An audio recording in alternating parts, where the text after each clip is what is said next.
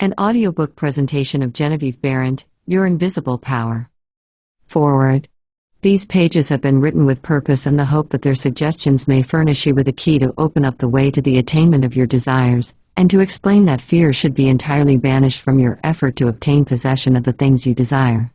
This presupposes, of course, that your desire for possession is based upon your aspiration for greater liberty. For example, you feel that the possession of more money, lands, or friends will make you happier, and your desire for possession of these things arises from a conviction that their possession will bring you liberty and happiness. In your effort to possess, you will discover that the thing you most and ultimately need is to be, always, not spasmodically, your best self that understands that the mistakes of those you love are simply misunderstandings. Your feeling that greater possessions, no matter what kind they may be, will, of themselves, bring you contentment or happiness is a misunderstanding. No person, place, or thing can give you happiness. They may give you cause for happiness and a feeling of contentment, but the joy of living comes from within. Therefore, it is here recommended, rather than otherwise, that you should make an effort to obtain the things which you feel will bring you joy, provided, as previously stated, that your desires are in accord with the joy of living. It is also desired, in this volume, to suggest the possibilities in store for all who make a persistent effort to understand the law of visualization and make practical application of this knowledge on whatever plane he or she may be. The word effort, as here employed, is not intended to convey the idea of strain. All study and meditation should be without strain or tension. It has been my endeavor to show that by starting at the beginning of the creative action or the mental picture, certain corresponding results are sure to follow. While the laws of the universe cannot be altered, they can be made to work under specific conditions, thereby producing results for individual advancement which cannot be obtained under the spontaneous working of the law provided by nature. How far the suggestions I have given you of the possibilities in store for you through visualizing may carry you beyond your past experience, they nowhere break the continuity of the law of cause and effect. If through the suggestions here given, anyone is brought to realize that their mind is a center through and in which all power there is in operation, simply waiting to be given direction in the one and only way through which it can take specific action, and this means reaction in concrete or physical form, then the mission to which this book is dedicated has been fulfilled. Try to remember that the picture you think, feel and see is reflected into the universal mind, and by the natural law of reciprocal action, must return to you in either spiritual or physical form. Knowledge of this law of reciprocal action between the individual and the universal mind opens to you free access to all you may wish to possess or to be. It must be steadfastly borne in mind that all this can only be true for the individual who recognizes that they derive their power to make an abiding mental picture from the all-originating universal spirit of life, God, and can be used constructively only so long as it is employed and retained in harmony with the nature of the spirit which originated it. To ensure this, there must be no inversion of the thought of the individual regarding their relationship to this universal originating spirit, which is that of a son or daughter, through which the parent mind acts and reacts. Thus conditioned, whatever you think and feel yourself to be, the creative spirit of life is bound to faithfully reproduce in a corresponding reaction. This is a great reason for picturing yourself and your affairs as you wish them to be as existing facts, though invisible to the physical eye, and living in your picture.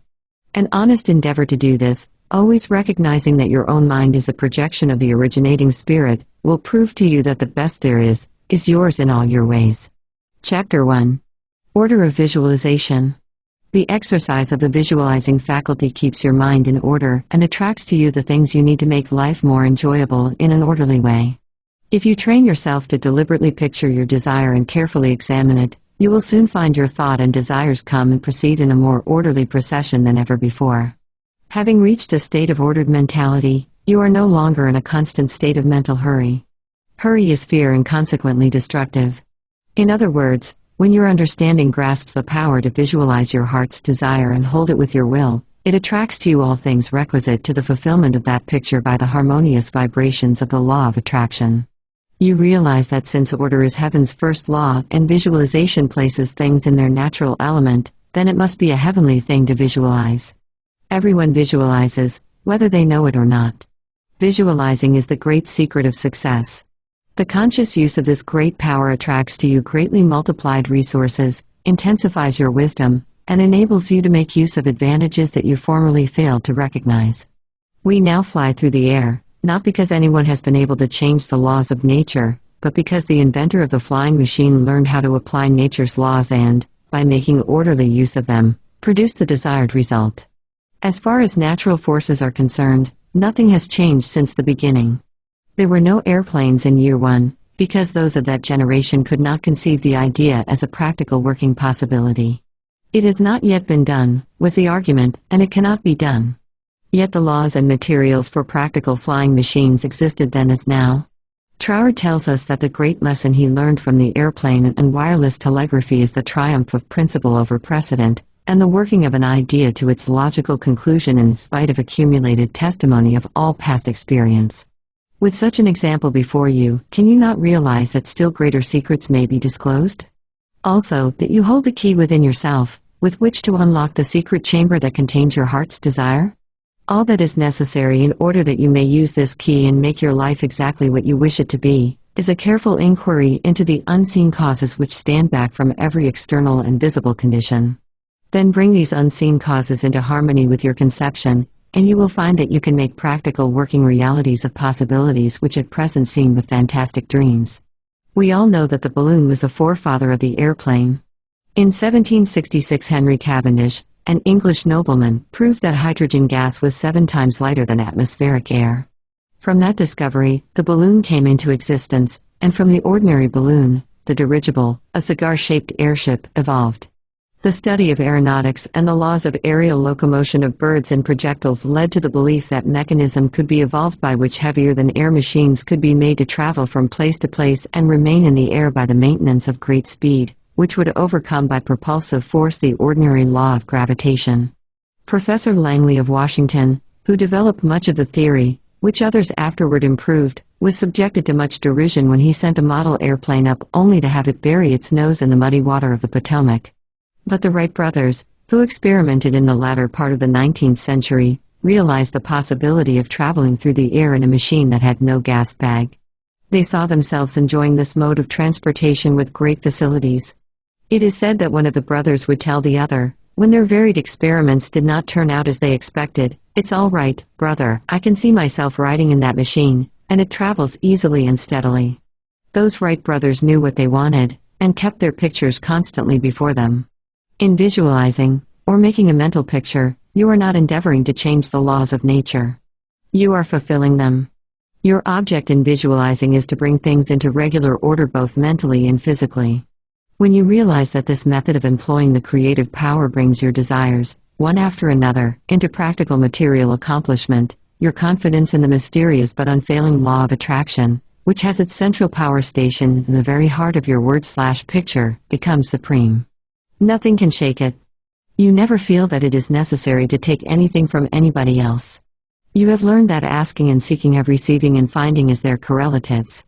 You know that all you have to do is to start the plastic substance of the universe flowing into the thought molds your picture desire provides. Chapter 2. How to attract to yourself the things you desire. The power within you which enables you to form a thought picture is the starting point of all there is. In its original state, it is the undifferentiated formless substance of life. Your thought picture forms the mold, so to speak, into which this formless substance takes shape.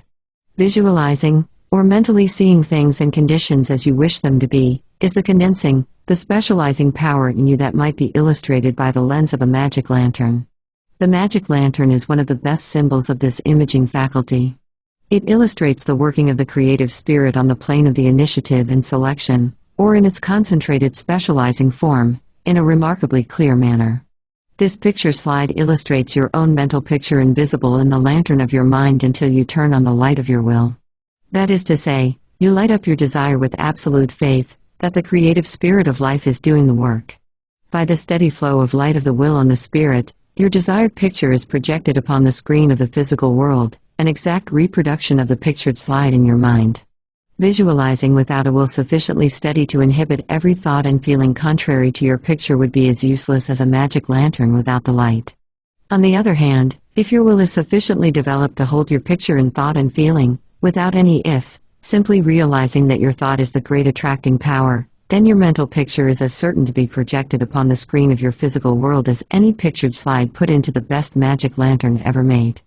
Try projecting the picture in a magic lantern with a light that is constantly shifting from one side to the other, and you will have the effect of an uncertain will. It is as necessary that you should always stand back on your picture with a strong, steady will, as it is to have a strong, steady light back of a picture slide. The joyous assurance with which you make your picture is the very powerful magnet of faith, and nothing can obliterate it. You are happier than you ever were, because you have learned to know where your source of supply is, and you rely upon its never-failing response to your given direction. When all said and done, happiness is the one thing that every human being wants, and the study of visualization enables you to get more out of life than you ever enjoyed before. Increasing possibilities keep opening out, more and more, before you. A businessman once told me that since practicing visualization and forming the habit of devoting a few minutes each day to thinking about his work as he desired it to be in a large, broad way, his business had more than doubled in 6 months. His method was to go into a room every morning before breakfast and take a mental inventory of his business as he had left it the evening before, and then enlarge upon it. He said he expanded and expanded in this way until his affairs were in remarkably successful condition. He would see himself in his office doing everything that he wanted to be done. His occupation required him to meet many strangers every day. In his mental picture, he saw himself meeting these people, understanding their needs, and supplying them in just the way they wished. This habit, he said, had strengthened and steadied his will in an almost inconceivable manner. Furthermore, by thus mentally seeing things as he wished them to be, he had acquired the confident feeling that a certain creative power was exercising itself, for him and through him, for the purpose of improving his little world. When you first begin to visualize seriously, you may feel, as many others do, that someone else may be forming the same picture you are, and that naturally would not suit your purpose. Do not give yourself any unnecessary concern about this. Simply try to realize that your picture is an orderly exercise of the universal creative power specifically applied. Then you may be sure that no one can work in opposition to you. The universal law of harmony prevents this. Endeavor to bear in mind that your mental picture is the universal mind exercising its inherent powers of initiative and selection specifically. God, or universal mind, made man for the special purpose of differentiating himself through him. Everything that is, came into existence in this same way, by this self-same law of self-differentiation, and for the same purpose. First is the idea, the mental picture or the prototype of the thing, which is the thing itself in its incipiency or plastic form. The great architect of the universe contemplated himself as manifesting through his polar opposite, matter, and the idea expanded and projected itself until we have a world, many worlds. Many people ask, but why should we have a physical world at all? The answer is, because it is the nature of originating substance to solidify under directivity rather than activity, just as it is the nature of wax to harden when it becomes cold, or plaster of Paris to become firm and solid when exposed to the air. Your picture in this same divine substance in its fluent state taking shape through the individualized center of divine operation, your mind, and there is no power to prevent this combination of spiritual substance from becoming physical form. It is the nature of spirit to complete its work, and an idea is not complete until it has made for itself a vehicle. Nothing can prevent your picture from coming into concrete form except the same power that gave it birth, yourself. Suppose you wish to have a more orderly room. You look about your room, and the idea of order suggests boxes, closets, shelves, hooks, and so forth. The box, the closet, and the hooks, all are concrete ideas of order. Vehicles through which order and harmony suggest themselves. Chapter 3. Relation between mental and physical form. Some people feel that it is not quite proper to visualize things. It's too material, they say. But material form is necessary for the self-recognition of spirit from the individual standpoint. And this is the means through which the creative process is carried forward. Therefore, far from matter being an illusion and something that ought not to be, as some metaphysical teachers have taught, the matter is the necessary channel for the self-differentiation of spirit. However, it is not my desire to lead you into lengthy and tiresome scientific reasoning in order to remove the mystery of visualization and to put it upon a logical foundation. Naturally, each individual will do this in his own way. My only wish is to point out to you the smoothest way I know, which is the road on which Troward guides me. I feel sure you will conclude, as I have, that the only mystery in connection with visualizing is the mystery of life taking form, governed by unchangeable and easily understood laws. We all possess more power and greater possibilities than we realize, and visualizing is one of the greatest of these powers. It brings other possibilities to our observation. When we pause to think for a moment, we realize that for a cosmos to exist at all, it must be the outcome of a cosmic mind, which binds all individual minds to certain generic unity of action, thereby producing all things as realities and nothing as illusions. If you will take this thought of Troward's and meditate upon it without prejudice, you will surely realize that concrete material form is an absolute necessity of the creative process, also that matter is not an illusion but a necessary channel through which life differentiates itself. If you consider the matter in its right order as the polar opposite of spirit, you will not find any antagonism between them. On the contrary, together they constitute one harmonious whole. And when you realize this, you feel, in your practice of visualizing, that you are working from cause to effect, from beginning to finish. In reality, your mental picture is the specialized working of the originating spirit. One could talk for hours on purely scientific lines, showing, as Troward says, that raw material for the formation of the solar systems is universally distributed throughout all space. Yet investigation shows that while the heavens are studded with millions of suns, there are spaces that show no signs of cosmic activity. This being true, there must be something that started the cosmic activity in certain places, while passing over others in which the raw material was equally available. At first thought, one might attribute the development of cosmic energy to the etheric particles themselves. Upon investigation, however, we find this to be mathematically impossible in a medium that is equally distributed throughout space, for all its particles are in equilibrium. Therefore no one particle possesses in itself a greater power of originating motion than the other. Thus we find that the initial movement, though working in and through the particles of a primary substance, is not the particles themselves. It is this something we mean when we speak of spirit. The same power that brought universal substance into existence will bring your individual thought or mental picture into physical form. There is no difference of kinds in power. The only difference is a difference of scale. The power and the substance themselves are the same. Only in working out your mental picture has it transferred its creative energy from the universal to the scale of the particular, and is working in the same unfailing manner from its specific center, your mind. Chapter 4. Operation of your mental picture. The operation of a large telephone system may be used as a simile. The main or head central subdivides itself into many branch centers, every branch being in direct connection with its source, and each individual branch recognizing the source of its existence, reports all things to its central head. Therefore, when the assistance of any nature is required, new supplies, difficult repairs to be done, or what not, the branch in need goes at once to its central head. It would not think of referring its difficulties, or its successes, to the main center of a telegraph system, though they belong to the same organization. These different branch centers know that the only remedy for any difficulty must come from the center out of which they were projected. If we, as individual branches of the universal mind, would refer to our difficulties in the same confident manner to the source from which we were projected, and use the remedies that it has provided, we would realize what Jesus meant when he said, "Ask, and ye shall receive." Our every equipment would be met. Surely the Father must supply the child. The trunk of the tree cannot fail to provide for its branches. Everything animate or inanimate is called into existence or outstanding by a power that itself does not stand out. The power that creates the mental picture, the originating spirit substance of your pictured desire, does not stand out. It projects the substance of itself that is a solidified counterpart of itself, while it remains invisible to the physical eye. Only those will ever appreciate the value of visualizing who are able to realize Paul's meaning when he said, "The worlds were formed by the word of God. Things which are seen are not made of things which do appear." There is nothing unusual or mysterious in the idea of your pictured desire coming into material evidence. It is the working of a universal natural law.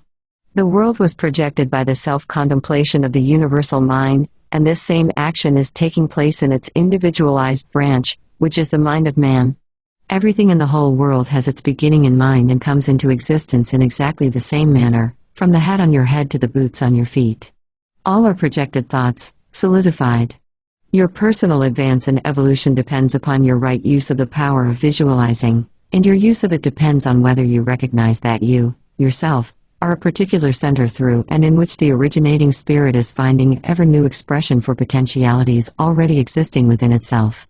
This is evolution, this continual unfolding of existing though outwardly invisible things. Your mental picture is the force of attraction that evolves and combines the originating substance into a specific shape. Your picture is the combining and evolving powerhouse, so to speak, through which the originating creative spirit expressed itself. Its creative action is limitless, without beginning and without end, and always progressive and orderly. It proceeds stage by stage, each stage being a necessary preparation for the one to follow. Now let us see if we can get an idea of the different stages by which things in the world have come to be. Troward says, if we can get at the working principle which is producing these results, we can very quickly and easily give it personal application. First, we find that the thought of originating life or spirit about itself is its simple awareness of its own being, and this produced a primary ether, a universal substance out of which everything in the world must grow. Troward also tells us that though this awareness of being is a necessary foundation for any further possibilities, it is not much to talk about. It is the same with an individualized spirit, which is yourself. Before you would entertain the idea of making a mental picture of your desire as being at all practical, you must have some idea of your being, of your I am, and just as soon as you are conscious of your I amness you begin to wish to enjoy the freedom which this consciousness suggests.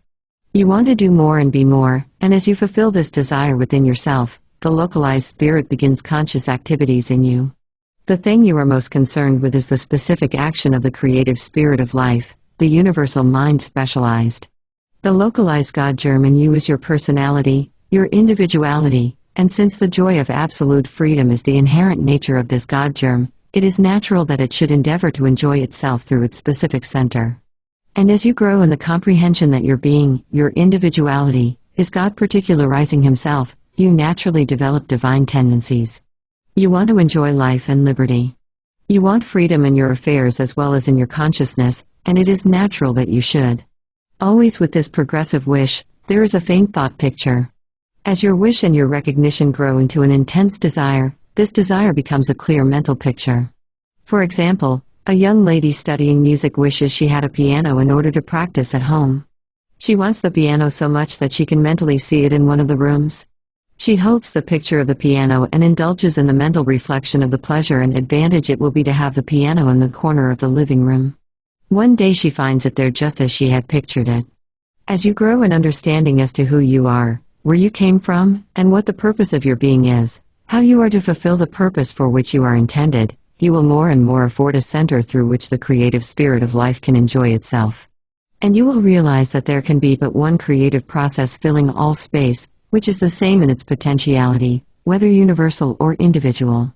Furthermore, all that there is, whether on the plane of the visible or invisible, had its origin in the localized action of thought or a mental picture, and this includes yourself, because you are a universal spirit localized, and the same creative action is taking place through you. Now you are no doubt asking yourself why there is so much sickness and misery in the world. If the same power and intelligence which brought the world into existence is in operation in the mind of man, why does it not manifest itself as strength, joy, health, and plenty? If one can have one's desires fulfilled by simply making a mental picture of that desire, holding on to it with the will, and doing without anxiety, on the outward plane, whatever seems necessary to bring the desire into fulfillment, then there seems no reason for the existence of sickness and poverty. Surely no one desires either. The first reason is that few persons will take the trouble to inquire into the working principle of the laws of life. If they did, they would soon convince themselves that there is no necessity for the sickness and poverty that we see about us. They would realize that visualizing is a principle and not a fallacy. There are a few who have found it worthwhile to study this simple, though absolutely unfailing law that will deliver them from bondage. However, the race as a whole is not willing to give the time required for this study. It is either too simple or too difficult. They may make a picture of their desire with some little understanding of visualizing for a day or two, but more frequently, it is for an hour or so. But if you will insist upon mentally seeing yourself surrounded by things and conditions as you wish them to be, you will understand that the creative energy sends its plastic substance in the direction indicated by the tendency of your thoughts. Herein lies the advantage of holding your thought in the form of a mental picture. The more enthusiasm and faith you are able to put into your picture, the more quickly it will come into visible form, and your enthusiasm is increased by keeping your desire secret. The moment you speak it to any living soul, that moment your power is weakened. Your power, your magnet of attraction, is not so strong and consequently cannot reach so far. The more perfectly a secret between your mind and outer self is guarded, the more vitality you give your power of attraction. One tells one's troubles to weaken them, to get them off one's mind, and when a thought is given out, its power is dissipated. Talk it over with yourself, and even write it down and at once destroy the paper. However, this does not mean that you should strenuously endeavor to compel the power to work out your picture on the special lines that you think it should. That method would soon exhaust you and hinder the fulfillment of your purpose. A wealthy relative need not necessarily die, or someone loses a fortune on the street to materialize the $10,000 that you are mentally picturing. One of the doormen in the building in which I live heard much of the mental picturing of desires from visitors passing out of my rooms. The average desire was $500. He considered that $5 was more in his line and began to visualize it, without the slightest idea of where or how he was to get it. My parrot flew out of the window, and I telephoned the men in the courtyard to get it for me. One caught it, and it bit him on the finger. The doorman, who had gloves on, and did not fear a similar hurt, took hold of it and brought it up to me. I gave him 5 $1 bills for the service. This sudden reward surprised him. He enthusiastically told me that he had been visualizing for just $5, merely from hearing that others visualized. He was delighted at the unexpected realization of his mental picture. All you have to do is to make such a mental picture of your heart's desire, hold it cheerfully in place with your will, always conscious that the same infinite power which brought the universe into existence brought you into form for the purpose of enjoying itself in and through you. And since it is all life, love, light, power, peace, beauty, and joy, and is the only creative power there is, the form it takes in and through you depends upon the direction given it by your thought indicator. In you, it is undifferentiated, waiting to take any direction given it as it passes through the instrument that it has made for the purpose of self-distribution. It is this power that enables you to transfer your thoughts from one form to another. The power to change your mind is the individualized universal power taking the initiative, giving direction to the fluent substance contained in every thought. It is the simplest thing in the world to give this highly sensitive plastic substance any form you will through visualizing. Anyone can do it with a small expenditure of effort. Once you really believe that your mind is a center through which the plastic substance of all there is in your world takes involuntary form, the only reason why your picture does not always materialize is that you have introduced something antagonistic to the fundamental principle. Very often, this destructive element is caused by the frequency with which you change your pictures. After many such changes, you decide that your original desire is what you want after all.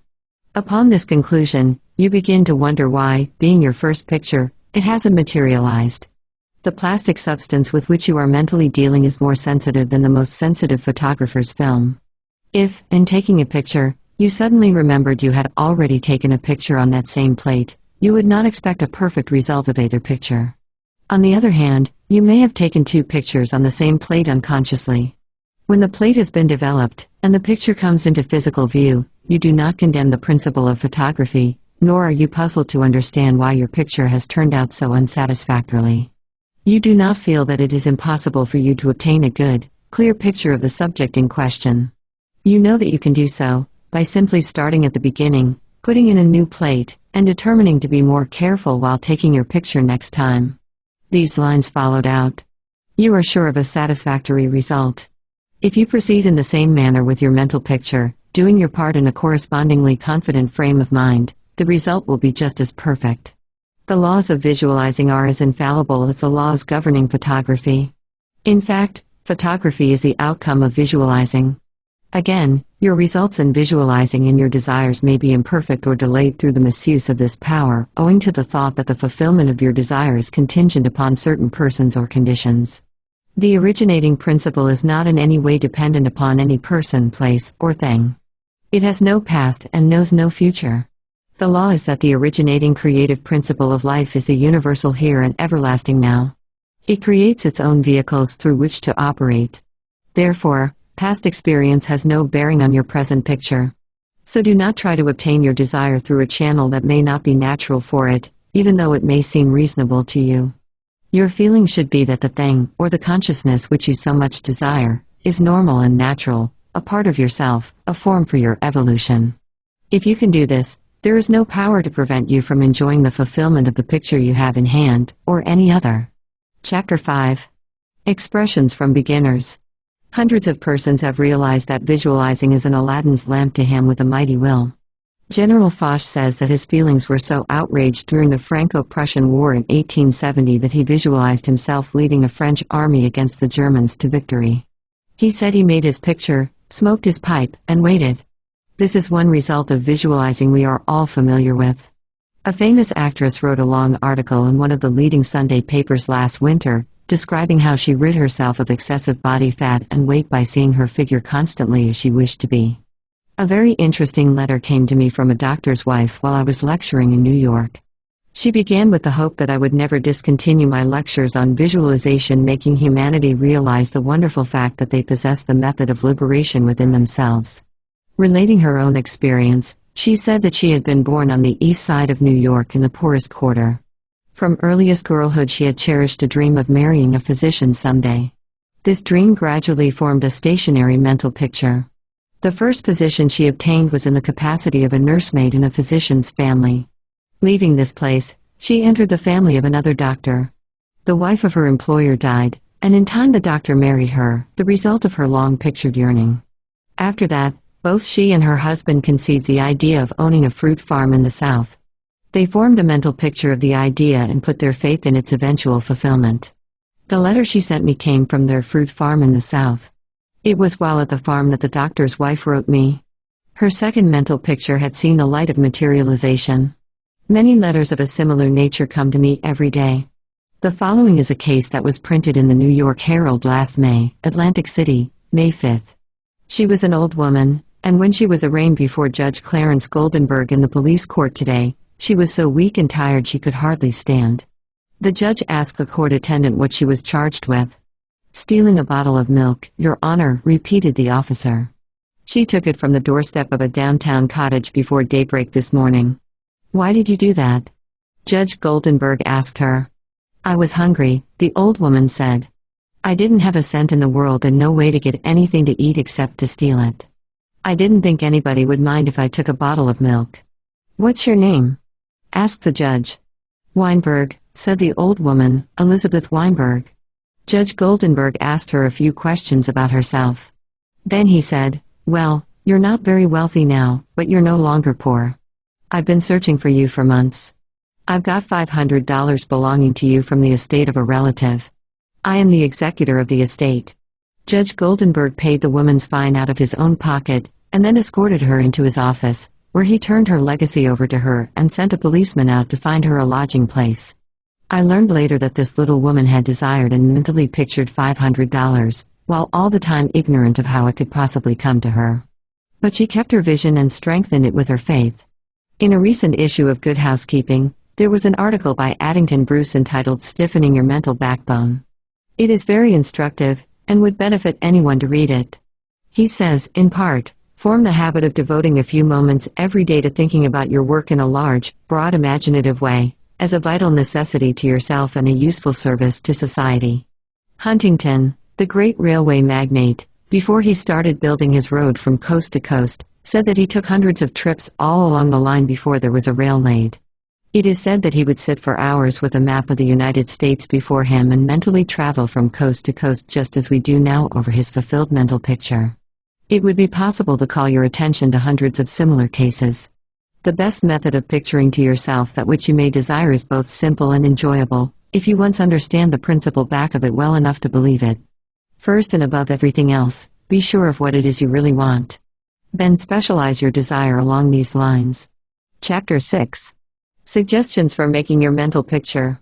Perhaps you want to feel that you've lived for some purpose. You want to be content and happy, and you feel that with good health and with a successful business, you can enjoy this state of mind. After you have decided once and for all that this is what you want, you proceed to picture yourself healthy, and your business just as great a success as you can naturally conceive it is growing into. The best time for making your definite picture is just before breakfast and before retiring at night. As it is necessary to give yourself plenty of time, it may be necessary to rise earlier than is your usual habit. Go into a room where you will not be disturbed, meditate for a few moments upon the practical working of the law of visualizing, and ask yourself, how did the things about me first come into existence? How may I find it helpful to get more quickly in touch with the invisible supply? Someone felt that comfort would be better expressed and experienced by sitting on a chair than on the floor. At the very beginning of the meditation, the chair was the desire to be at ease. With this came the picture of some sort of a chair. The same principle applies to the hat and the clothes that you wear. Go carefully into this thought of the principle back of the thing. Establish it as a personal experience, make it a fact to your consciousness. If you are thorough in this, you will find yourself in the deep consciousness beneath the surface of your own thought power. Then open a window, take about 10 deep breaths, and during that time, draw a large imaginary circle of light around you. As you inhale, keeping yourself in the center of this circle of light, see great rays of light coming from the circle and entering your body at all points, centralizing themselves at your solar plexus. Hold the breath a few moments at this central light of your body, the solar plexus, then slowly exhale. As you do this mentally, see imaginary rays, or sprays, of light, going up through the body and down and out through the feet. Mentally spray your entire body with this imaginary light. When you have finished the breathing exercise, sit in a comfortable upright chair and mentally know there is but one life, one substance, and this life substance of the universe is finding pleasure and self-recognition in you. Repeat some affirmation of this kind, until you feel the truth and reality of the words that you are affirming. Then begin your picture. Whether your desire is for a state of consciousness or a possession, large or small, begin at the beginning. If you want a house, begin by seeing yourself in the kind of house you desire. Go all through it, taking careful note of the rooms, where the windows are situated, and such other details as help you to feel the reality of your concept. You might change some of the furniture and look into some of the mirrors just to see how healthy, wealthy and happy you look. Go over your picture again and again until you feel the reality of it, then write it all down just as you have seen it, with a feeling that, the best there is mine. There is no limit to me, because my mind is a center of divine operation and your picture is as certain to come true, in your physical world, as the sun is to shine. Chapter 7. Things to remember. In using your thought power for the production of new conditions, 1. Be sure to know what conditions you wish to produce. Then weigh carefully to what further results the accomplishment of your desire will lead. 2. By letting your thought dwell upon a mental picture, you are concentrating the creative spirit in this center, where all its forces are equally balanced. 3. Visualizing brings your objective mind into a state of equilibrium which enables you to consciously direct the flow of spirit to a definitely recognized purpose and to carefully guide your thought by including a flow in the opposite direction. 4. You must always bear in mind that you are dealing with a wonderful potential energy which is not yet differentiated into any particular mold, and that by the action of your mind, you can differentiate it into any specific mold that you will. Your picture assists you in keeping your mind fixed on the fact that the inflow of this creative energy is taking place. Also, by your mental picture, you are determining the direction you wish the sensitive, creative power to take, and by doing this, the externalization of your picture is a certainty. 5. Remember when you are visualizing that there is no strenuous effort on your thoughts to hold your thought forms in place. Strenuous effort defeats your purpose, and suggests the consciousness of an adverse force to be fought against, and this creates conditions adverse to your picture. 6. By holding your picture in a cheerful frame of mind, you shut out all thoughts that would disperse the spiritual nucleus of your picture.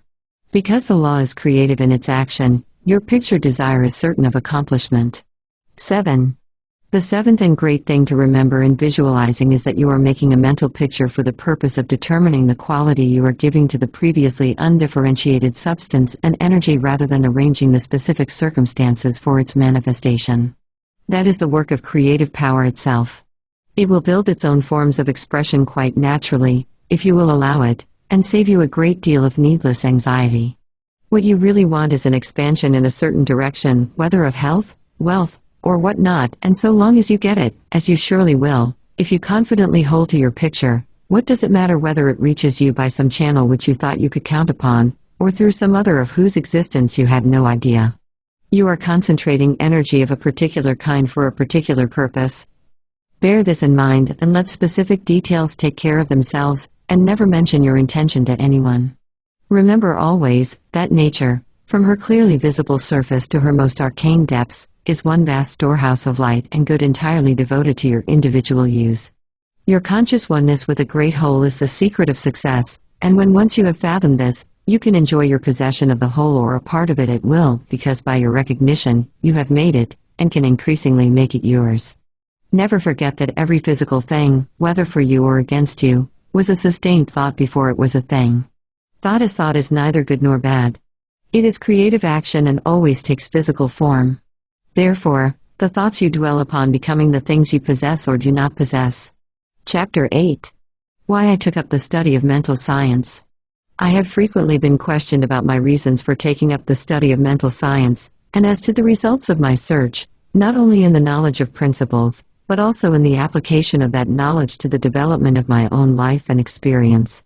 Such inquiries are justifiable, because the one who essays the role of a messenger and teacher of psychological truths can only be effective and convincing as he or she has tested them in the laboratory of mental experience. This is particularly true in my case, as the only personal pupil of Thomas Troward, the greatest master of mental science of the present day, whose teaching is based upon the relation borne by the individual mind toward the universal creative mind, which is the giver of life, and the manner in which that relation may be invoked to secure expansion and fuller expression in the individual life. The initial impulse toward the study of mental science was an overwhelming sense of loneliness. In every life, there must come some such experiences of spiritual isolation as, at that period, pervaded my life. Notwithstanding the fact that each day found me in the midst of friends, surrounded by mirth and gaiety, there was a persistent feeling that I was alone in the world. I had been a widow for about 3 years, wandering from country to country, seeking peace of mind. The circumstances and surroundings of my life were such that my friends looked upon me as an unusually fortunate young woman. Although they recognized that I had sustained a great loss when my husband died, they knew that he had left me well provided for, free to go anywhere at pleasure and having many friends. Yet, if my friends could have penetrated my inmost emotions, they would have found a deep sense of emptiness and isolation.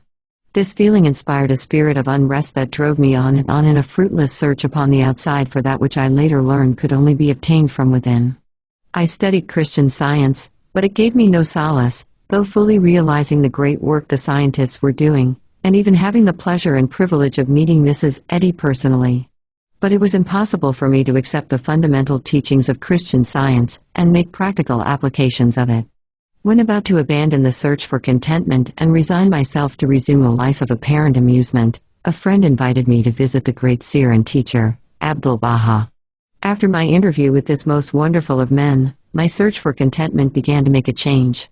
He had told me that I would travel the world over seeking the truth, and when I had found it, it would speak it out. The fulfillment of the statement of this great seer then seemed to be impossible. But it carried a measure of encouragement, and at least indicated that my former seeking had been in the wrong direction. I began in a feeble and groping way to find contentment within myself, for had he not intimated that I should find the truth? That was the big thing, and about the only thing I remember of our interview. A few days later, upon visiting the office of a New Thought practitioner, my attention was attracted to a book on his table entitled The Edinburgh Lectures on Mental Science, by Thomas Troward. It interested me to see that Troward was a retired divisional judge from the Punjab, India. I purchased the book, thinking I would read it through that evening. Many have endeavored to do the same thing, only to find, as I did, that the book must be studied in order to be understood, and hundreds have decided, just as I did, to give it their undivided attention. After finding this treasure book, I went to the country for a few days, and while there studied the volume as thoroughly as I could. It seemed extremely difficult, and I decided to purchase another book of Troward's, in the hope that its study might not require so much effort. Upon inquiry, I was told that a subsequent volume, the Ordinary Lectures, was much the simpler and better of the two books. When I procured it, I found that it must also be studied. It took me weeks and months to get even a vague conception of the meaning of the first chapter of Ordinary, which is entitled Entering into the Spirit of It. I mean by this that it took me months to enter into the spirit of what I was reading. But in the meantime, a paragraph from page 26 arrested my attention, as seeming the greatest thing I had ever read. I memorized it and endeavored with all my soul to enter into the spirit of Troward's words. The paragraph reads, "My mind is a center of divine operation. The divine operation is always for expansion and fuller expression, and this means the production of something beyond what has gone before, something entirely new, not included in the past experience, though proceeding out of it by an orderly sequence of growth. Therefore, since the divine cannot change its inherent nature, it must operate in the same manner with me. Consequently, in my own special world, of which I am the center, it will move forward to produce new conditions, always in advance of any that have gone before. It took an effort on my part to memorize this paragraph, but in the endeavor toward this end, the words seemed to carry with them a certain stimulus. Each repetition of the paragraph made it easier for me to enter into the spirit of it. The words expressed what I had been seeking. My one desire was for peace of mind. I found it comforting to believe that the divine operation in me could expand to fuller expression and produce more and more contentment, in fact, peace of mind and a degree of contentment greater than I had ever known. The paragraph further inspired me with deep interest to feel that the life spark in me could bring into my life something entirely new. I did not wish to obliterate my past experience, but that was what Troward said it would not do. The divine operation would not exclude my past experience, but proceeding out of them would bring some new thing that would transcend anything that I had ever experienced before. Meditation on these statements brought with it a certain joyous feeling. What a wonderful thing it would be if I could accept and sincerely believe, beyond all doubt, that this one statement of Troward's was true. Surely the divine could not change its inherent nature, and since divine life is operating in me, I must be divinely inhabited, and the divine in me must operate just as it operates upon the universal plane. This meant that my whole world of circumstances, friends and conditions would ultimately become a world of contentment and enjoyment of which I am the center. This would all happen just as soon as I was able to control my mind and thereby provide a concrete center around which the divine energies could play. Surely it was worth trying. If Troward had found this truth, why not I? The idea held me to my task. Later I determined to study with the man who had realized and given to the world so great a statement. It had lifted me from my state of despondency. The immediate difficulty was the need for increased finances. Chapter 9. How I attracted to myself $20,000. In the laboratory of experience in which my newly revealed relation to divine operation was to be tested, the first problem was a financial one. My income was a stipulated one, quite enough for my everyday needs. But it did not seem sufficient to enable me to go comfortably to England where Troward lived, and remain for an indefinite period to study with so great a teacher as he must be.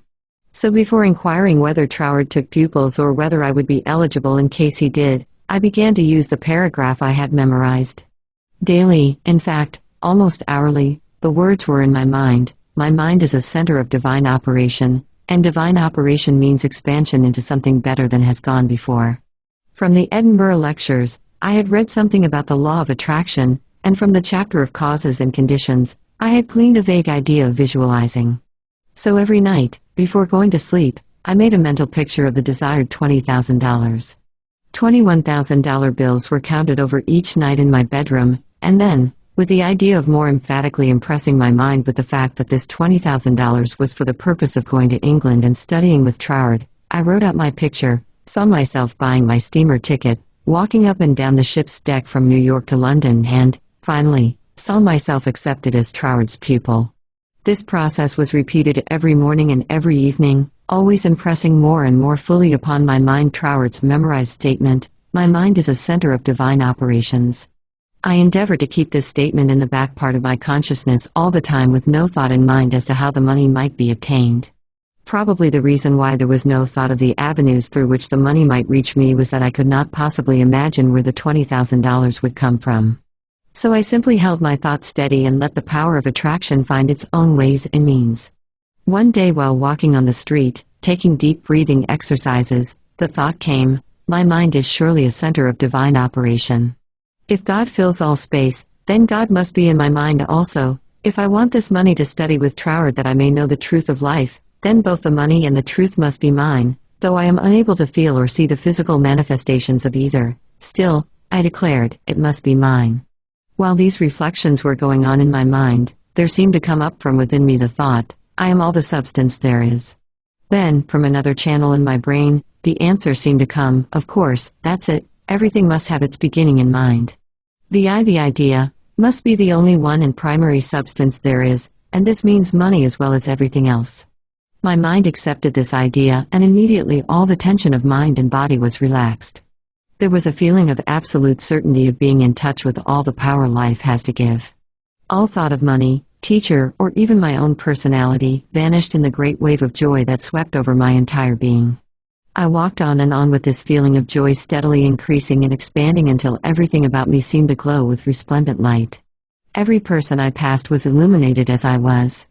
All consciousness of personality had disappeared, and in its place, there came that great and almost overwhelming sense of joy and contentment. That night when I made my picture of the $20,000, it was with an entirely changed aspect. On previous occasions, when making my mental picture, I had felt that I was waking up something within myself. This time there was no sensation of effort. I simply counted over the $20,000. Then, in a most unexpected manner, from a source of which I had no consciousness at the time, there seemed to open a possible avenue through which the money might reach me. At first, it took great effort not to be excited. It all seemed so wonderful, so glorious to be in touch with supply. But had not Troward cautioned his readers to keep all excitement out of their minds in the first flush of realization of union with infinite supply, and to treat this fact as a perfectly natural result that had been reached through our demand? This was even more difficult for me than it was to hold the thought that all the substance there is, I am, idea, and the beginning of all form, visible or invisible. Just as soon as there appeared a circumstance which indicated the direction through which the $20,000 might come, I not only made a supreme effort to regard the indicated direction calmly as the first sprout of the seed I had sown in the Absolute, but left no stone unturned to follow up that direction by fulfilling my part. By so doing, one circumstance seemed naturally to lead to another, until step by step, my desired $20,000 was secured. To keep my mind poised and free from excitement was my greatest effort. This first concrete fruition of my study of mental science, as expounded by Troward's book, had come by a careful following of the methods he had outlined. In this connection, therefore, I can offer to the reader no better gift than to quote Troward's book, The Edinburgh Lectures, from which may be derived a complete idea of the line of action I was endeavoring to follow. In the chapter on causes and conditions, he says, to get good results, we must properly understand our relation to the great impersonal power we are using. It is intelligent, and we are intelligent, and the two intelligences must cooperate. We must not fly in the face of the law expecting it to do for us what it can only do through us, and we must therefore use our intelligence with the knowledge that it is acting as the instrument of a greater intelligence, and because we have this knowledge we may and should cease from all anxiety as to the final result. In actual practice, we must first form the ideal conception of our object with a definite intention of impressing it upon the universal mind. It is this thought that takes such thought out of the region of mere casual fancies, and then affirm that our knowledge of the law is sufficient reason for a calm expectation of a corresponding result, and that therefore all necessary conditions will come to us in due order. We can then turn to the affairs of our daily life with the calm assurance that the initial conditions are either there already or will soon come into view. If we do not at once see them, let us rest content with the knowledge that the spiritual prototype is already in existence and wait till some circumstance pointing in the desired direction begins to show itself. It may be a very small circumstance, but it is the direction and not the magnitude that is to be taken into consideration. As soon as we see it, we should regard it as the first sprouting of the seed sown in the Absolute and do calmly and without excitement, whatever the circumstances seem to require, and then later on, we shall see that this doing will, in turn, lead to a further circumstance in the same direction, until we find ourselves conducted, step by step, to the accomplishment of our object. In this way, the understanding of the great principle of the law of supply will, by repeated experiences, deliver us more and more completely out of the region of anxious thought and toilsome labor and bring us into a new world where the useful employment of all our powers, whether mental or physical, will only be an unfolding of our individuality upon the lines of its own nature, and therefore a perpetual source of health and happiness, a sufficient inducement, surely, to the careful study of the laws governing the relation between the individual and the universal mind. To my mind, then as now, this quotation outlines the core and center of the method and manner of approach necessary for coming in touch with infinite supply. At least it, together with the previously quoted statement, my mind is a center of divine operation, etc., constituted the only apparent means of attracting to myself the $20,000. My constant endeavor to get into the spirit of these statements, and to attract to myself this needed sum, was about 6 weeks, at the end of which time I had in my bank the required $20,000. This could be made into a long story, giving all the details, but the facts, as already narrated, will give you a definite idea of the magnetic condition of my mind while the $20,000 was finding its way to me. Chapter 10. How I became the only personal pupil of the greatest mental scientist of the present day? As soon as the idea of studying with Troward came to me, I asked a friend to write to him for me, feeling that perhaps my friend could put my desire in better or more persuasive terms than I could employ. To all the letters written by this friend, I received not one reply. This was so discouraging that I would have completely abandoned the idea of becoming Troward's pupil except for the experience I had that day on the street when my whole world was illuminated, and I remembered the promise, all things whatsoever thou wilt, believe thou hast received, and thou shalt receive. With this experience in my mind, my passage to England was arranged, notwithstanding the fact that apparently my letters were ignored. We wrote again, however, and finally received a reply, very courteous though very positive. Troward did not take pupils, he had no time to devote to a pupil. Notwithstanding this definite decision, I declined to be discouraged because of the memory of my experience upon the day when the light and the thought came to me, I am all the substance there is. I seemed to be able to live that experience over at will, and with it, there always came a flood of courage and renewed energy.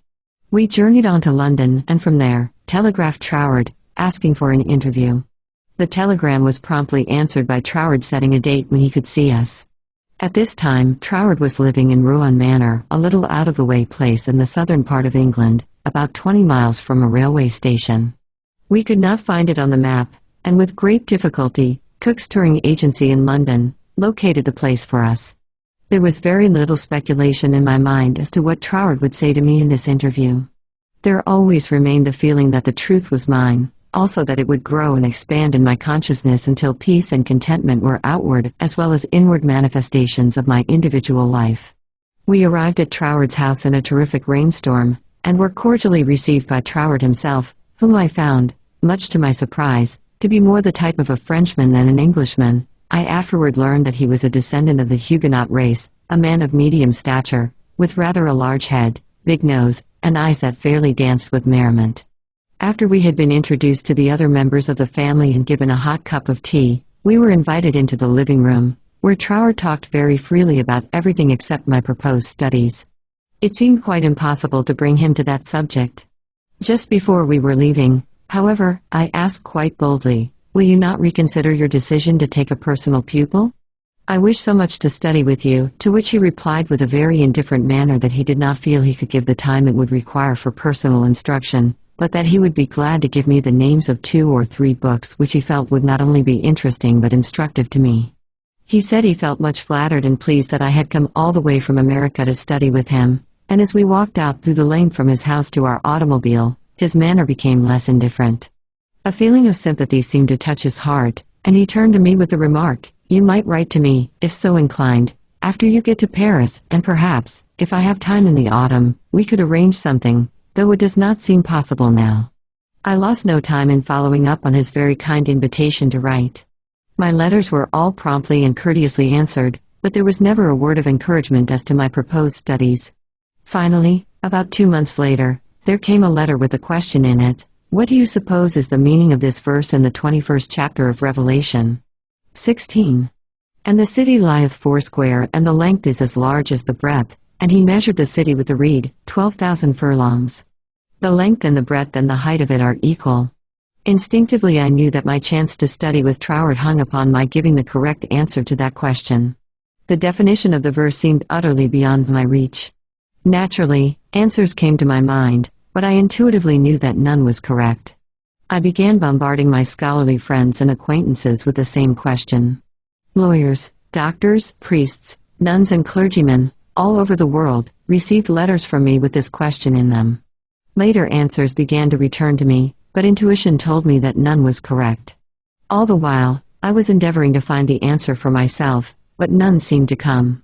I memorized the verse in order that I might meditate upon it. I began a search of Paris for the books Troward had recommended to me, and after 2 or 3 days' search, we crossed the River Seine to the Ile de Sight to go into some of the old bookstores there. They were out of print, and these were the best places to find them. Finally, we came upon a little shop that had the books there. These were the last copies the man had. Consequently, the price was high. While remonstrating with the clerk, my eye rested upon the work of an astrologer, which I laughingly picked up and asked, "Do you think Professor would read my horoscope?" The clerk looked aghast at the suggestion and responded, Why, no, madam, this is one of France's greatest astrologers. He does not read horoscopes. In spite of this answer, there was a persistent impulse within me to go to the man. The friend who had accompanied me in my search for the books remonstrated with me, and tried in every way to dissuade me from going to the famous astrologer, but I insisted, and she went with me. When we came to his office, I found it somewhat embarrassing to ask him to read my horoscope. Nevertheless, there was nothing to do but put the question. Reluctantly, the professor invited us into his paper-strewn study, and reluctantly, and also impatiently, asked us to be seated. Very courteously and coldly, he told me that he did not read horoscopes. His whole manner said, more clearly than words could, that he wished we would take our departure. My friend stood up. I was at a great loss what to do next, because I felt that I was not quite ready to go. Intuition seemed to tell me there was something for me to gain there. Just what it was, I was unable to define, so I paused a moment, much to my friend's displeasure, when one of the professor's enormous Persian cats jumped into my lap. "Get down, Jack!" the professor shouted. "What does it mean?" He seemed to ask himself. Then, with a greater interest than he had hitherto shown in me, the professor said with a smile, "Have never known that cat to go to a stranger before, madam. My cat pleads for you. I also now feel an interest in your horoscope, and if you give me the data, it will give me pleasure to write it out for you." There was a great feeling of happiness in me when he made this statement. He concluded by saying, "I do not feel that you really care for your horoscope." The truth of this statement shocked me, because I did not care about a horoscope, and could not give any reason why I was letting him do it. However, he said, "May I call for your data next Sunday afternoon?" On Sunday afternoon at the appointed time, the professor arrived, and I was handing him the slip of paper with all the data of my birth, and so on, when the idea came to me to ask the professor for the answer to the question about the 16th verse of the 21st chapter of Revelation. The thought was instantly carried into effect, and I found myself asking this man what he thought this verse meant. Without pausing to think it over, he immediately replied, "It means, the city signifies the truth, and the truth is non-invertible. Every side from which you approach it is exactly the same." Intuitively and undoubtingly, I recognized this answer as the true one, and my joy knew no bounds because I felt sure that with this correct answer in my possession, Troward would accept me as his pupil in the fall. As the great astrologer was leaving, I explained to him all about my desire to study with Troward, how I had come from New York City for that express purpose, seemingly to no avail, until the answer to this test question had been given to me by him. He was greatly interested and asked many questions about Troward, and when asked if he would please send me his bill, he smilingly replied, "Let me know if the great Troward accepts you as his pupil," and bade me a good afternoon. I hastened to my room to send a telegram to Troward giving my answer to the question about the 16th verse of the 21st chapter of Revelation. There was an immediate response from Troward that said, "Your answer is correct. I am beginning a course of lectures on the Great Pyramid in London. If you wish to attend them, I will be pleased to have you, and afterward, if you still wish to study with me, I think it can be arranged." On receipt of this reply, preparations were at once made to leave Paris for London. I attended all the lectures, receiving much instruction from them, after which arrangements were made for my studying with Troward. 2 days before leaving for Cornwall, I received the following letter from Troward clearly indicating the line of study he gave me: 31 Stanwick Road, West Kensington, England, November 8, 1912. Dear Mrs. Behrend, I think I had better write you a few lines with regard to your proposed studies with me, as I should be sorry for you to be under any misapprehension and so to suffer any disappointment.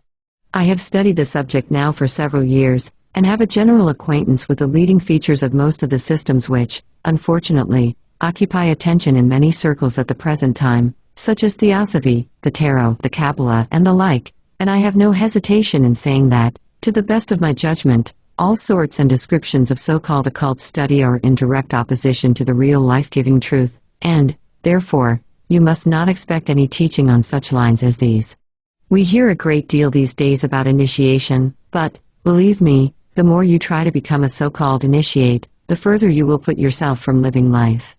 I speak after many years of careful study and consideration when I say that the Bible and its revelation of Christ is the one thing really worth studying, and that is a subject large enough in all conscience, embracing, as it does, our outward life and of everyday concerns, and also the inner springs of our life and all that we can in general terms conceive of the life in the unseen after putting off the body at death.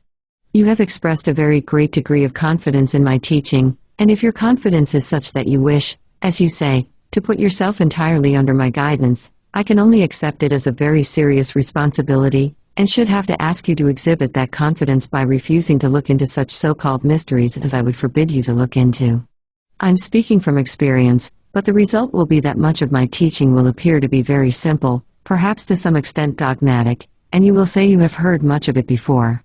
Faith in God, prayer and worship, approach to the Father through Christ, all this is in a certain sense familiar to you, and all I can hope to do is perhaps to throw a little more light on these subjects, so that they may become to you, not merely traditional words, but present living facts.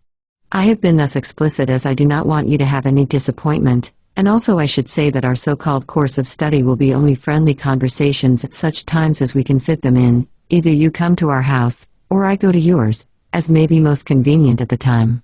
Also, I will lend you some books that will be helpful, but they are very few, and in no sense occult. Now, if all this falls in with your ideas, we shall, I am sure, be very glad to see you at Rouen Manor, and you will find that the residents there, though few, are very friendly and the neighborhood very pretty. But, on the other hand, if you feel that you want some other source of learning, do not mind saying so, only you will never find any substitute for Christ. I trust you will not mind my writing you like this, but I do not want you to come all the way down to Cornwall, and then be disappointed. With kindest regards, yours sincerely, signed, T. Troward. This copy of Troward's letter, to my mind, is the greatest thing I can give you. Chapter 11. How to bring the power in your word into action. In your every word, there is the power germ that expands and projects itself in the direction your word indicates, and ultimately develops into physical expression. For example, you wish to establish joy in your consciousness. Just repeat the word joy secretly, persistently, and emphatically. The joy germ begins to expand and project itself until your whole being is filled with joy. This is not a mere fancy, but a truth. Once you experience this power, you will daily prove that these facts have not been fabricated to fit a theory, but the theory has been built up by careful observation of facts. Everyone knows that joy comes from within. Another may give you cause for joy, but no one can be joyous for you. Joy is a state of consciousness, and consciousness is purely, Troward says, mental. Mental faculties always work under something which stimulates them, and this stimulus may come either from without, through the external senses, or from within by the consciousness of something not perceptible on the physical plane. The recognition of this interior source of stimulus enables you to bring into your consciousness any state you desire. Once a thing seems normal to you, it is as surely yours, through the law of growth and attraction, as it is yours to no addition after you have the conscious use of figures. This method of repeating the word makes the word in all of its limitless meaning yours, because words are the embodiment of thoughts, and thought is creative, neither good nor bad, simply creative. This is the reason why faith builds up, and fear destroys. Only believe, and all things are possible unto you. It is faith that gives you dominion over every adverse circumstance or condition. It is your word of faith that sets you free, not faith in any specific thing or act, but simple faith in your best self in all ways. It is because of this ever-present creative power within the heart of the word that makes your health, your peace of mind, and your financial condition a reproduction of your most habitual thought.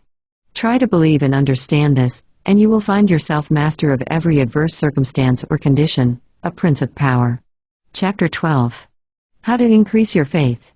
But, you ask, how can I speak the word of faith when I have little or no faith? Every living thing has faith in something or somebody. It is the quality of the creative energy in the positive faith thought which gives it vitality, not the form it takes. Even intense fear is alive with faith. You fear smallpox because you believe it is possible for you to contract it. You fear poverty and loneliness because you believe them to be possible for you. It is your habitual tendency of thought that reappears in your mind, your body, and your affairs, not the occasional thought upon some specific line or desire. It is the faith that understands that every creation had its birth in the womb of thought words that give you dominion over all things, your lesser self included, and this feeling of faith is increased and intensified through observing what it does. This observation was the observation of your state of consciousness when you did, not when you hoped you might, but feared it was too good to be true. How did you feel that time when you simply had to bring yourself into a better frame of mind and did, or you had to have a certain thing and got it. Live these experiences over again and again, mentally, until you really feel in touch with the self that knows and does, and the best there is yours. Chapter 13. The Reward of Increased Faith. Because you have expanded your faith into the faith and laws of the universe that knows no failure, your faith in the best of yourself, the principle of life in you, has brought you into the conscious realization that you are not a victim of the universe, but a part of it. Consequently, there is that within yourself which is able to make conscious contact with the universal principle of law and power, and enables you to press all the particular laws of nature, whether visible or invisible, into serving your particular demand or desire, and thereby you find yourself master, not a slave of any situation. Troward tells us that this mastering is to be accomplished by knowledge, and the only knowledge which will afford this purpose in all its measureless immensity is the knowledge of the personal element in universal spirit and its reciprocity to our own personality. In other words, the words you think, and the personality you feel yourself to be, are all reproductions in miniature of specialized God or universal spirit. All your word thoughts were God's word forms before they were yours. The words you use are the instruments, and channels, through which the creative energy takes shape. Naturally, this sensitive, creative power can only reproduce in accordance with the instrument through which it passes. All disappointments and failures are the results of endeavoring to think one thing and produce another. This is just as impossible as it would be for an electric fan to be used for lighting purposes, or for water to flow through a crooked pipe in a straight line. The water must take the shape of the pipe through which it flows. Even more truly, this sensitive, invisible, fluent substance must reproduce outwardly the shape of the thought word through which it passes. This is the law of its nature, therefore, it logically follows, as a man thinketh, so is he. Hence, when your thought or word form is in correspondence with the eternal constructive and forward movement of the universal law, then your mind is the mirror in which the infinite power and intelligence of the universe see itself reproduced, and your individual life becomes one of harmony. Chapter 14. How to make nature respond to you. It should be steadily borne in mind that there is an intelligence and power in all nature and all space that is always creative and infinitely sensitive and responsive. The responsiveness of its nature is twofold: it is creative and amenable to suggestions. Once human understanding grasps this all-important fact, it realizes the simplicity of the law of life. All that is necessary is to realize that your mind is a center of divine operation and consequently contains that within itself which accepts suggestions, and expects all life to respond to your call, and you will find suggestions that tend to the fulfillment of your desire coming to you, not only from your fellow men, but also from the flowers, the grass, the trees, and the rocks which will enable you to fulfill your heart's desire, if you act upon them in confidence on this physical plane. Faith without works is dead, but faith with works sets you absolutely free. Chapter 15. Faith with Works, What It Has Accomplished. It is said of Tyson, the great Australian millionaire, that the suggestion to make the desert land of Australia blossom as the rose came to him from a modest little Australian violet while he was working as a bushman for something like 3 shillings a day. He used to find these friendly little violets growing in certain places in the woods, and something in the flowers touched something akin to itself in the mind of Tyson's, and he would sit on the side of his bunk at night and wonder how flowers and vegetable life could be given an opportunity to express itself in the desert land of Australia. No doubt he realized that it would take a long time to save enough money to put irrigating ditches in the desert lands, but his thought and feeling were sure it could be accomplished, and if it could be done, he could do it. If there was a power within himself that was able to capture the idea, then there must be a responsive power within the idea itself that could bring itself into a practical physical manifestation. He resolutely put aside all questions as to the specific ways and means which would be employed in bringing his desire into physical manifestation, and simply kept his thoughts centered upon the idea of making fences and seeing flowers and grass where none existed. Since the responsiveness of creative reproductive power is not limited to any local condition of mind, his habitual meditation and mental picture set his ideas free to roam in an infinitude, and attract to themselves other ideas of a kindred nature. Therefore, it was not necessary for Tyson to wait and see his ideas and desires fulfilled, until he had saved from his 3 shillings a day enough money to irrigate the land, for his ideas found other ideas in the financial world which were attuned in sympathy with themselves, and doors of finance were quickly opened. All charitable institutions are maintained upon the principle of responsiveness to life. If this were not true, no one would care to give, simply because another needed. The law of demand and supply, cause and effect, can never be broken. Ideas attract to themselves kindred ideas. Sometimes they come from a flower, a book, or out of the invisible. You are sitting or walking, intent upon an idea not quite complete as to the ways and means of fulfillment, and behold, along comes another idea from no one can tell where, and finds friendly lodging with your idea, one idea attracting another, and so on until your desires are physical facts. You may feel the necessity for an improvement in your finances, and wonder how this increase is to be brought about, when there seems suddenly to come from within the idea that everything had its birth in thought, even money, and your thoughts turn their course. You simply hold to the statement or affirmation that the best, and all there is yours. Since you are able to capture ideas from the infinite through the instrument of your intuition, you let your mind rest upon that thought, knowing full well that this very thought will respond to itself. Your inhibition of the thought of doubt and feeling of anxiety enables the reassuring ideas to establish themselves and attract to themselves I can and I will ideas, which gradually grow into the physical form of the desire in mind. In the conscious use of the universal power to reproduce your desires in physical form, 3 facts should be borne in mind. First, all space is filled with creative power. Second, this creative power is amenable to suggestions.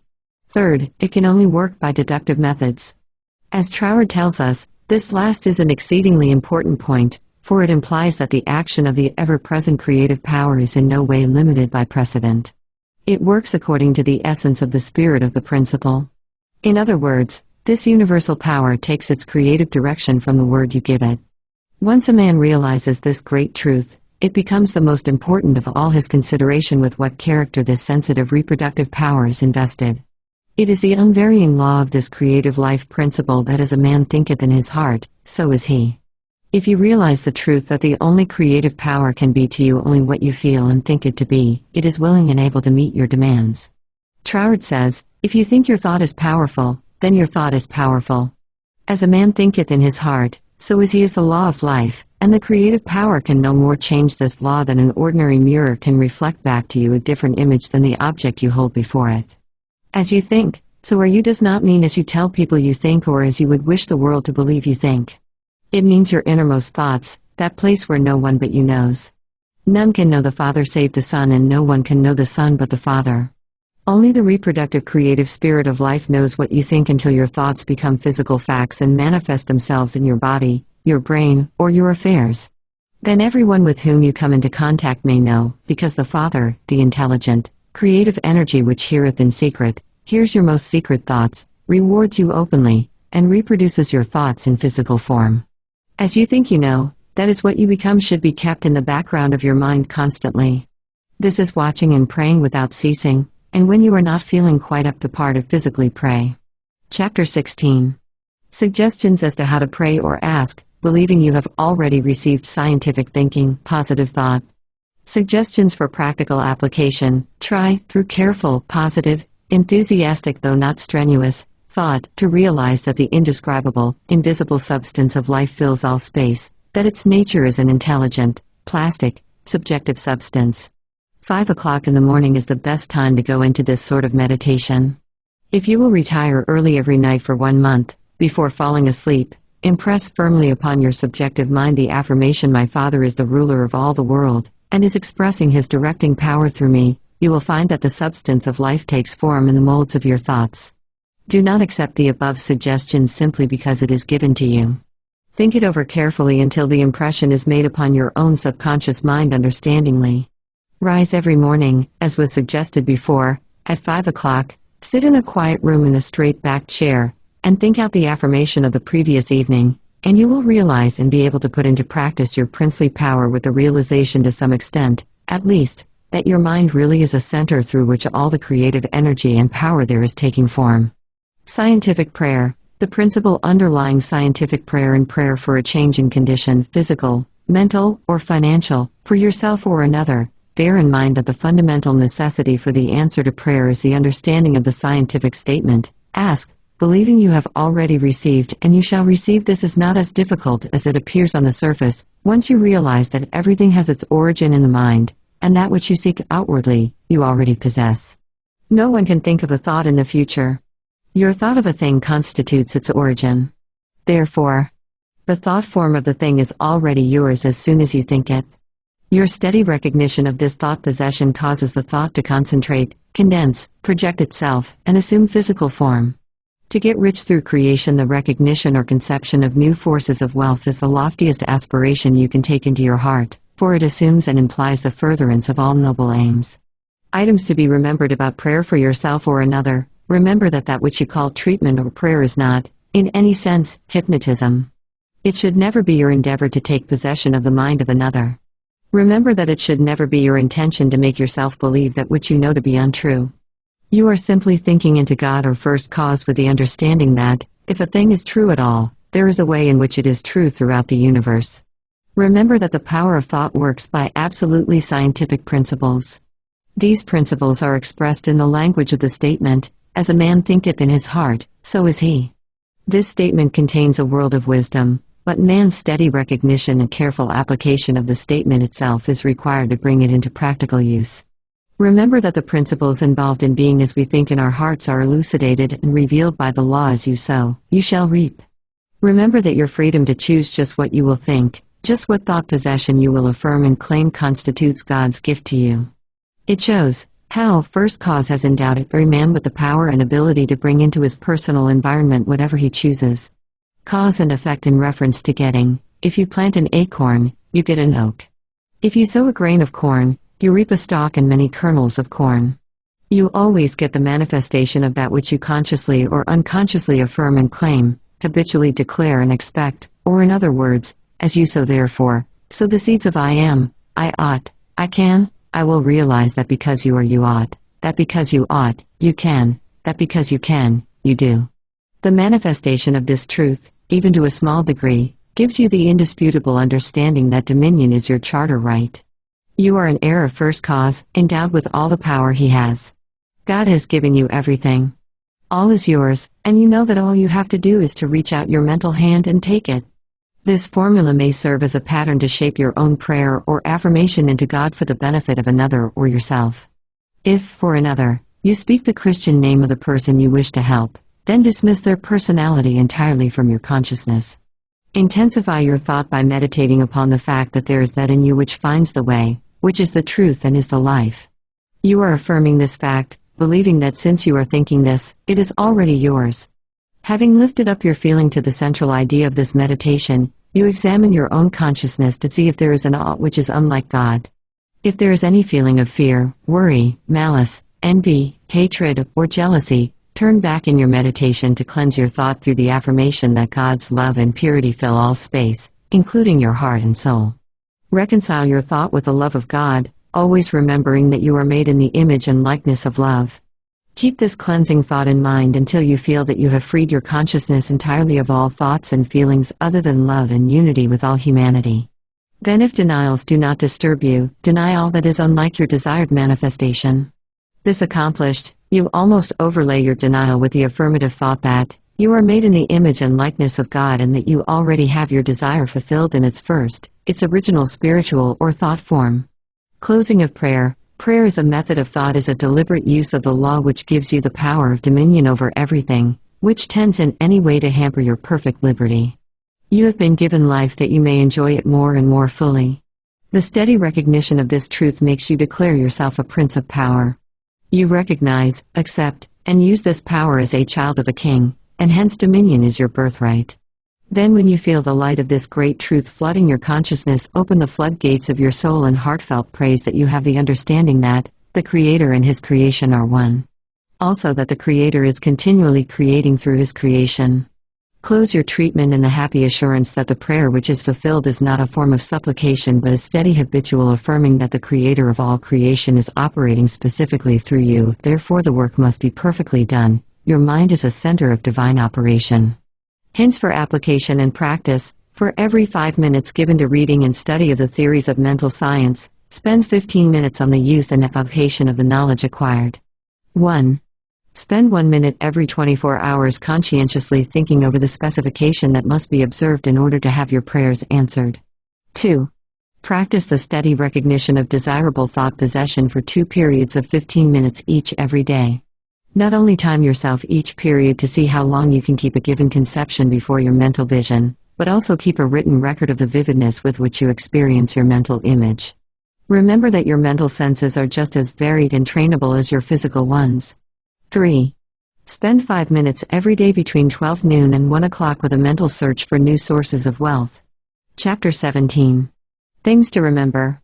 Remember that the greatest mental scientist the world has ever known, Jesus Christ, the man, said all things are possible unto you. Also, the things I do, you can do. Did he tell the truth? Jesus did not claim to be more divine than you are. He declared the whole human race children of God. By birth, he was no exception to this rule. The power he possessed was developed through his personal effort. He said you could do the same if you would only believe in yourself. A great idea is valueless unless accompanied by physical action. God gives the idea, man works it out upon the physical plane. All that is really worthwhile is contentment. Self-command alone can produce it. The soul and body are one. The contentment of the mind is the contentment of the soul, and contentment of the soul means contentment of the body. If you wish health, watch your thoughts, not only of your physical being, but your thoughts about everything and everybody. With your will, keep them in line with your desire, and outwardly act in accordance with your thoughts, and you will soon realize that all power both over thoughts and conditions has been given to you. You believe in God.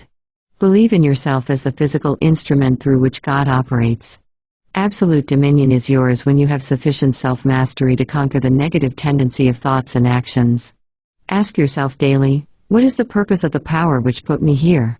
How can I work with the purpose for life and liberty in me? Upon having decided on these questions, endeavor hourly to fulfill them. You are a law unto yourself. If you have a tendency to overdo anything, eat, drink or blame circumstances for your misfortunes, conquer that tendency with the inward conviction that all power is yours outwardly. Eat less, drink less, blame circumstances less, and the best there is will gradually grow in the place where the worst seem to be. Always remember that all is yours to use, as you will. You can if you will, you do. God the Father blesses you with all He has to give. Make good godly use of it. The reason for greater success when you first began your studies and demonstrations in mental science is that your joy and enthusiasm at the simple discovery of the power within was greater than you have been able to put into your understanding later. With increased understanding put increasing joy and enthusiasm, and the results will correspond.